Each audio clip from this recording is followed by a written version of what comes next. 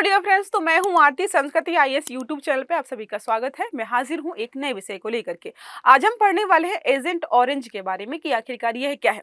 तो लगभग 20 साल वियतनाम और जो है अमेरिका के बीच युद्ध चला था, जिसमें अमेरिका ने क्या किया था, वियतनाम के खिलाफ यहाँ पर एजेंट ऑरेंज नामक जो है केमिकल, एक तरीके से केमिकल वेपन कह सकते हैं, इसका इस्तेमाल किया था, जिससे वहां की फसल, खासकर जो है फसल, क्या ऐसी जमीन जो कि खेती के लायक थी वो विषाक्त हो गई।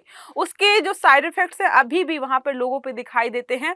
विकलांग जो बच्चों का जो है पैदा होना, और जो है शारीरिक अक्षमता, और भी अलग अलग प्रकार की समस्याएं हैं जो कि आपको वहां के लोगों में देखने को मिलेंगी। अब चर्चा का विषय क्यों बना है, क्योंकि हमने अभी कुछ दिन पहले पढ़ा था कि यूएस एड जो है वो बंद होने वाला है।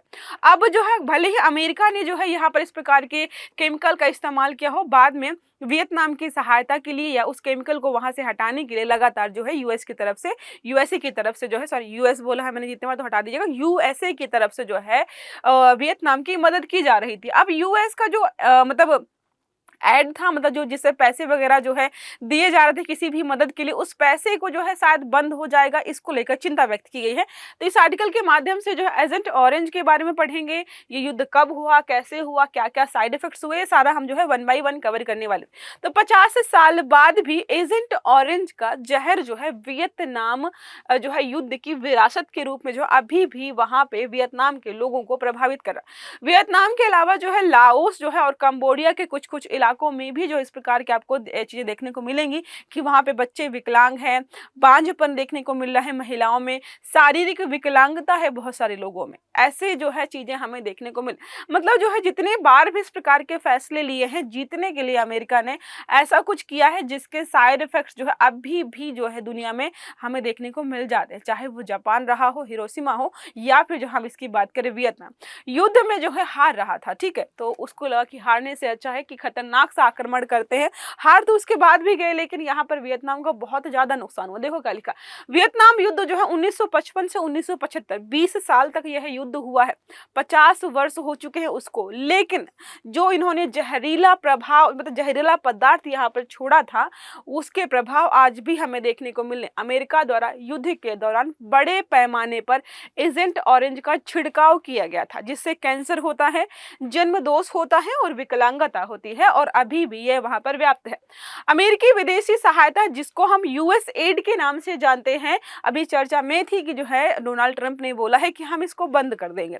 अब इसी की सहायता से लगभग 155 मिलियन डॉलर जो है वियतनाम को मिल चुके हैं कि जो है इस जगह से जहरीली चीज को हटा दिया जाए, जो भी जहरीली मृदा है उसको ठीक करने का प्रयास किया जा रहा है। तो वियतनाम को डर लग रहा है कि अगर ये यूएस एड बंद होता है तो जो पैसे मिल रहे थे, जिसकी वजह से इस समस्या से हम निपट रहे थे, धीरे धीरे हो सकता है उससे निपटने में हम जो है असफल हो जाएंगे।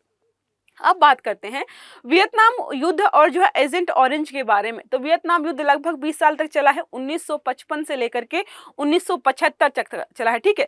अमेरिका के नुकसान की बात करें तो 60,000 से अधिक अमेरिकी यहाँ पर जो है सैनिक मारे गए थे। और यहाँ पर जो एजेंट ऑरेंज है एक डिफोलिएंट है, ठीक है। डिफोलिएंट यानी पेड़ पौधों को नष्ट करने वाला केमिकल है, जो कि अगर कहीं खरपतवार है या कोई जहरीले पेड़ पौधे, उनको नष्ट करने के लिए स्पेशली बनाया गया था। लेकिन इन्होंने क्या किया, खेती करने वाली जमीन पर छिड़काव कर दिया, जहां पे अच्छी खासी खेती करके अपना जीवन यापन कर सकते थे वियतनामी, वहां पर इसका छिड़काव किया गया था। उच्च स्तर की जो है डाइऑक्सिन्स होते हैं, जो एक कैंसर जनक जो है यहाँ पर तत्व है। इसके कारण क्या होता है, मानव शरीर में जो है कैंसर कोशिकाएं जो है कैंसर कोशिकाएं जो है बढ़ना शुरू हो जाती है, और भी यहाँ पे अन्य प्रकार के साइड इफेक्ट्स देखने को हमें मिल सकते हैं, ठीक है। ये सारा हो गया यहाँ तक। अब अगर बात करें जो है इसका प्रभाव, तो प्रभाव हमें दिख रहा है, ठीक है। देखो कितना यूज किया था, 75 मिलियन लीटर इन्होंने छिड़काव किया था। मतलब जो है इतना छिड़काव किया था कि उनके हिसाब से, अमेरिका के हिसाब से, कोई संभावना नहीं छोड़नी है कि यहाँ के लोग जीवित रह पाए। देखो जो लोग भी, खासकर जो है जो सैनिक वहां पर छुपे हुए थे घास के मैदान वगैरह में, उनको मारने के लिए, और वो अपने खाने की पूर्ति ना कर पाए, इसलिए इन्होंने खेती वाली जमीन पर इस प्रकार की चीज का छिड़काव किया था। जनसंख्या कितनी प्रभावित है, 50 लाख से अधिक वियतनामी नागरिक यहाँ पर प्रभावित है इस समस्या से। 20 लाख से अधिक बच्चों में जन्मजात विकलांगता और कैंसर के लक्षण पाए गए हैं। 50 साल पहले हुई उस दुर्घटना के अभी जो है साक्ष्य जो है, गलत साक्ष्य जो है हमें यहाँ पर देखने को मिल रहे हैं। मिट्टी और कृषि पर स्थायी नकारात्मक प्रभाव है जो आज भी नई पीढ़ियों को प्रभावित कर रहा है।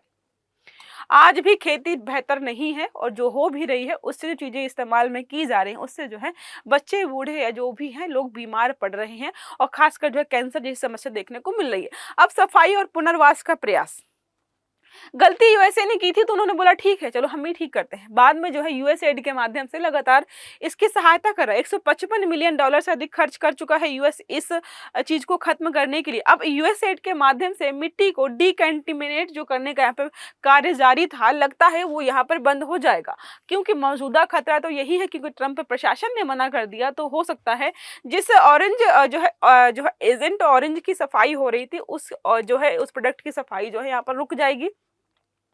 विशेषज्ञ चार्ल्स बेली का कहना है कि फंडिंग के कटौती से प्रदूषित मिट्टी की समस्या और भी बढ़ जाएगी। यहाँ पर काम करने का प्रयास किया जा रहा था और ये समस्या जो है और बढ़ सकती है, चीजें अगर सही समय पर ठीक नहीं की गई।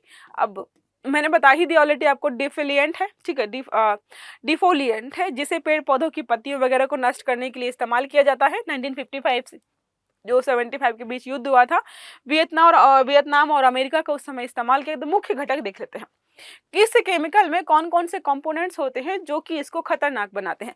मुख्य घटक हैं 2 और 4D। तो 2,4-D डाइक्लोरोफिनेक्सी एसिटिक एसिड, देखो एसिड है यहाँ पर, एसिटिक एसिड है। इसके अलावा जो है 2,4,5 ट्राइक्लोरोफिनेक्सी एसिटिक एसिड, यहाँ पर ये 2 कंपोनेंट्स हैं जिनका मिश्रण करके जो है इसको बनाया जाता है। डाइऑक्सिन नामक अत्यंत विषैला और कैंसरकारी यहाँ पर रसायन मौजूद होता है जो है हमें नुकसान पहुंचाता है। अब बात करें उद्देश्य क्या था। वियतनामी जो भी गोरिल्ला सैनिक थे, देखो लिखा है यहाँ पर, गोरिल्ला लड़ाकों को खत्म करने के लिए जहां पर जिस घास में छुप रहे थे, पेड़ पौधों में छुप रहे थे, या जो है जिस घास या जो है खेतों की खेती जो भी चल रही उसका इस्तेमाल करके अपने खाना पूर्ति करते, उन सब को नष्ट करने के उद्देश्य से यहाँ पर इस्तेमाल किया गया था कि ना छिपने की जगह बचेगी ना खाने की चीजें यहाँ पर तुम्हें मिल पाएंगी। मतलब बिल्कुल यहाँ पर नष्ट कर देना किसी चीज को, इस उद्देश्य से इस्तेमाल किया गया था। प्रभाव क्या हुआ, कैंसर जैसे रक्त कैंसर, फेफड़ों का कैंसर, जन्मजात विकृतियां देखने को मिलेंगी, बांझपन, इनफर्टिलिटी, तंत्रिका तंत्र विकार जिसको हम जो है न्यूरोलॉजिकल डिसऑर्डर्स के नाम से जानते हैं, ये सारा आपको जो है यहाँ के लोगों में देखने को मिलेगा। मानवीय प्रभाव के अलावा पर्यावरणीय प्रभाव देखने को मिलेंगे। मिट्टी की दीर्घकालिक विषाक्तता बनी हुई है जिसको कम करने का प्रयास लगातार किया जा रहा है। तो यहाँ पर जैव विविधता का भी विनाश, जब मानव नहीं जीवित रह पा रहा है, फसल वहां पर ठीक से नहीं हो पा रही, तो जैव विविधता कैसे वहां पे पनपेगी। फसल उत्पादन पर गंभीर प्रभाव पड़ा है। अमेरिका को सोचना चाहिए था कि ये प्रभाव सिर्फ और सिर्फ इन जो गोरिल्ला सैनिक है इन पर नहीं, आने वाली पीढ़ियों को भी प्रभावित करेगा। अमेरिका को तो पता होगा उस कंपोनेंट के बारे में जो इस्तेमाल किया जा रहा है। ठीक है, अब बात करें यहाँ पर जो यूएस एड की, इसके अलावा अन्य ऑपरेशंस जैसे जो पैसे नहीं, जो वहां पर एजेंट ऑरेंज का इस्तेमाल किया गया उसका इन्होंने एक नाम रखा था, operation ranch hand. Operation ranch hand के तहत वियतनाम में ये जो है ऑरेंज जो है एजेंट ऑरेंज छिड़काव किया गया था। ये सारा हमने देख लिया है कितना लीटर था। और इसके अलावा लाओस और कंबोडिया के कुछ इलाकों में भी आपको प्रभाव देखने को मिल जाएंगे। अब बात करते हैं यूएस एड के बारे में जिसके तहत 155 मिलियन डॉलर्स जो है वियतनाम में खर्च किए जा चुके हैं। इसके अलावा इस पैसे का इस्तेमाल जो है अलग अलग गरीब देशों में शिक्षा, स्वास्थ्य या फिर जो है छोटे छोटे स्टार्टअप्स को बढ़ावा देने के लिए यूएसए जो है काफी समय से जो है मदद करता आया है। तो United states agency for international development, अंतरराष्ट्रीय विकास के लिए था। 3 नवंबर 1961 को इसकी स्थापना की गई थी। जो उस समय के राष्ट्रपति थे जॉन एफ कैनेडी, इन्होंने स्थापित किया था। वाशिंगटन डीसी अमेरिका में मुख्यालय है। वैश्विक स्तर पर आर्थिक विकास करना चाहते हैं, मानवीय सहायता और लोकतंत्र को बढ़ावा देने के लिए इसको स्थापित किया गया। तो बिल्कुल फ्री में जो लोगों की ये आर्थिक सहायता कर रहे थे। ठीक है, आपको यह याद रखना है। विकासशील देशों में जो है गरीबी उन्मूलन हो गया, आर्थिक वृद्धि हो गया, लोकतांत्रिक शासन हो गया, मानवाधिकार हो गया, स्वतंत्रता हो गया, आपातकालीन मानवीय सहायता हो गया, स्वास्थ्य, शिक्षा, कृषि, पर्यावरण, बुनियादी ढांचा, इन सब के लिए जो है इसके माध्यम से पैसा दिया जाता था अलग अलग गरीब देशों को, जिसमें वियतनाम भी सम्मिलित है। वियतनाम को भी अच्छी खासी फंडिंग मिल रही थी। अब बात करें प्रमुख कार्य क्षेत्र, तो देख लिए स्वास्थ्य में जो है पोलियो उन्मूलन, HIV एड्स रोकथाम, मातृ शिशु स्वास्थ्य सुधार, शिक्षा में जो है गुणवत्तापूर्ण सुधार, अर्थव्यवस्था में जो भी छोटे वगैरह छोटे उद्योग हैं, कृषि वगैरह उनको बढ़ावा देना, लोकतंत्र और शासन में बात करें तो चुनावी सहायता प्रदान करना, कानून का शासन, मानवाधिकारों का संरक्षण करना, आपदा प्रबंधन में प्राकृतिक आपदाओं और संघर्षों के दौरान जो है सहायता प्रदान करना, पर्यावरण में जलवायु परिवर्तन से लड़ने, प्राकृतिक संसाधनों के संरक्षण में मदद करना। बहुत सारे इलाकों में यहाँ पर मदद दी जा रही थी, फाइनेंशियल मदद दी जा रही है, टेक्निकल मदद दी जा रही है, मतलब जिस प्रकार की भी सहायता हो सकती है। यहाँ पर एड का मतलब क्या होता है? एड का मतलब होता है सहायता देना या जो है मदद करना, तो वो सब यहाँ पर बंद हो जाएगी। इसी को लेकर ये टॉपिक चर्चा में आया है।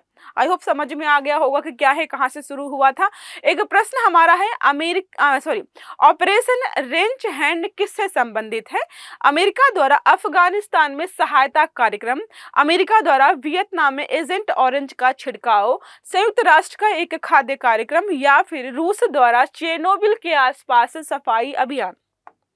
इसका सही उत्तर जो भी आपको लग रहा है कमेंट बॉक्स में देना है। आई होप ये आर्टिकल आपको समझ में आया होगा, बहुत इंपॉर्टेंट और इंटरेस्टिंग टॉपिक था, मैंने बेहतर तरीके से समझाने का प्रयास किया है। तो अगर वीडियो अच्छा लगा है तो लाइक करना है, चैनल को सब्सक्राइब करना नहीं भूलना है और बेल आइकन दबाना, ताकि जितने भी इस प्रकार की वीडियोस वगैरह है वो सारे आपको समय पर मिलते रहें। अच्छे से पढ़िएगा। Have a good day. Thank you.